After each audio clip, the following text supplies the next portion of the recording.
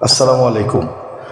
আজকে আমি আমার ওয়াইফ আমরা সব সময় ঘোরার জন্য যখনই অফিস ডে বন্ধ থাকে তো আমি আমার ওয়াইফ সহ আমরা ঘুরতে পছন্দ করি। তো সে সুবাদে আমরা আজকে কুমিল্লা সদর দক্ষিণের জাঙ্গালিয়া হয়ে কুমিল্লা বিশ্ব রোডের রাস্তার দিকে আমরা ঢুকলাম। ঢোকার পরেই দেখলাম গ্রাম বাংলার সেই বৈচিত্র্যময় ঐতিহ্যবাহী সেই দৃশ্যগুলো। এই যে আপনারা দেখতে পাচ্ছেন কৃষক ধানের পাকা ধানগুলোকে মেশিনের মাধ্যমে কিভাবে ধানগুলোকে ছড়াচ্ছে।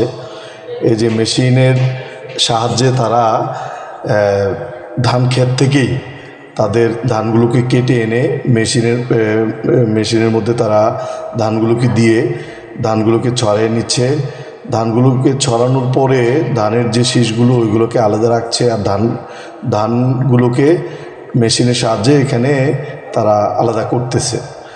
তো এই যে তারা তাদের কর্মগুলো করতেছে, এগুলা সেই গ্রাম বাংলার সেই ঐতিহ্য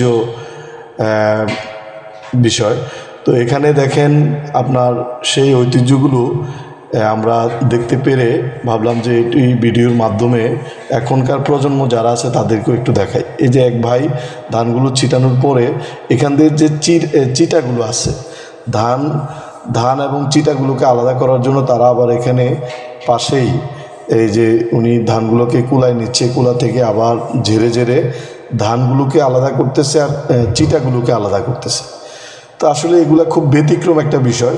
সেই ঐতিহ্যবাহী আগের যে পুরনো দিনে আমরা গ্রাম বাংলায় যখন যেতাম তখন এরকম এই দৃশ্যগুলো আমরা দেখতে পেতাম। আসলে শহর অঞ্চলের পাশেই যে এত সুন্দর ক্ষেত থেকে ধানগুলোকে কেটে কৃষকরা আবার তারা এই ক্ষেতের পাশেই তারা ধানগুলোকে ছড়াচ্ছে এবং আপনার এই ধানগুলোকে চিটাগুলোকে কুলোর মাধ্যমে আলাদা করতেছে, ধানগুলোকে আলাদা করতেছে। এই চিত্রগুলো দেখে আমার কাছে খুবই ভালো লাগলো, যার কারণে এই ভিডিওগুলোকে করে ভিডিও ক্যামেরাতে ধারণ করে আমার যারা সোশ্যাল মিডিয়ার ফ্রেন্ড বড় ভাইরা, জি আপনারা এই যে ধানটা আপনাদের এটা আপনারা এখন ছড়াচ্ছেন, ছড়ানোর পরেই তো আপনারা এটা চাউল আকারে কীভাবে করবেন এই সম্পর্কে একটু বলেন। প্রথমে আমরা বীজ সংগ্রহ করে বীজটা আগে ফালাই, বীজটা ফালান থেকে রোয়ার ধান কাটা পর্যন্ত আপনার 160 থেকে 65 দিনের ভিতরে আপনার ধানটা আসলে এরপরে আপনার এই যে কাজের লোক রাখি তো 1000 1100 1200 3 বেলা ভাইয়া এবার কাটতে আনার পরে ধানটি মারাইয়া শুকাইয়া এরপরে আমরা ধানটারে প্রথমে একটা ভাত দিই, তারপরে একদিন মানে আজকে ভাত দিয়া রেখে দেয়, কালকে সকালে আবার ধানটারে আবার সিদ্ধ করে ধানটা এরপরে শুকাই, এরপরে চাল করি। এইভাবে আমরা কত পর্যন্ত এভাবে আপনারা চালটাকে আপনারা চাল আমরা এইভাবে হয়। কিন্তু আমরা যে ধানটা ওই আলি ফালান থেকে মানে আলি বাচ্চার থেকে 160 থেকে 65 দিনের ভিতরে আমরা ধানটা এভাবেই করতে। হ্যাঁ এইভাবে। ঠিক আছে, ধন্যবাদ আপনাকে। আপনারা এই যে কষ্টটা করতেছেন এই কষ্টটা আমরা আসলে দেখা গেছে আমরা তো শুধু চাউলটা আমরা পাচ্ছি, ওটাকে সিদ্ধ করে আমরা খাচ্ছি। আসলে আপনারা যে এটার পিছনে এখনকার যে আমরা যে অবস্থা সবগুলো বাজার হলেও আপনার সিন্ডিকেট। এখনকার ধান আমরা যে হিসাবে যে আমরা যে কষ্টটা করি আমরা হিসেবে যে ধানের ফলনটা বাজারটা পাই না। এই তো আপনার 900 টাকা তো 1000 টাকা মন, হাইস বেশি গেলে 1000 টাকার মন পাই।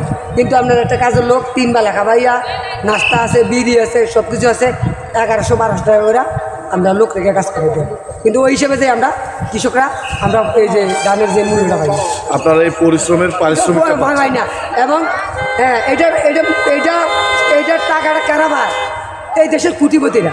যেমন তারা সার্টিফিকেট আছে আপনার সর্বমূল্যে ধান কিনা গুড়ন করে 1000 মন আপনার স্টক করে রেখে দেয়, পরে সরকারের কাছে বেশি দেবে আপনার ধানটা বিক্রি করে।